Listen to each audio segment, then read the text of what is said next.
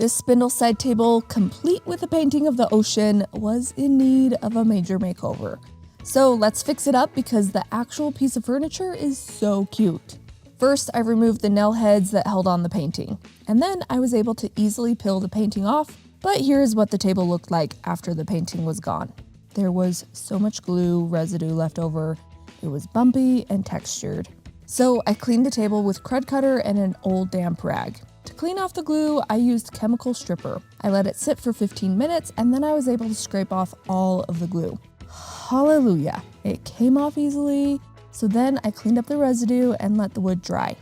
Filled in the holes from the nail heads and the gouges I created from prying off the nail heads. After a few hours, I was able to sand the wood filler flush with the wood around it. Then I got busy sanding the spindles.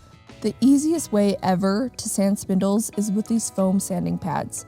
The foam pad makes it possible to sand with an electric sander while the foam hugs the curves. Regular sandpaper and a sander cannot do this at all. My goal here wasn't to remove the paint, I just wanted to smooth it out and remove the sheen so paint would stick to this old paint. Before I could paint though, I had to clean up the dust. I also wasn't sure what I wanted to do with the top at this point, so I covered it with plastic while I worked on the bottom part. Now for the paint. I chose this beautiful vibrant green from Heirloom Traditions paint. I thinned it with about 20% water and sprayed it with this cheap sprayer. This was my very first time trying the sprayer, and I thought it was going to be terrible. But I was completely wrong. The paint went on just how I like it and created a flawless, smooth finish. For the top, I used Retique It wooden primer as a base coat, and then when that was dry, I applied the white wood and stain on top, and used a wood grain tool to create a wood grain effect while it was still wet.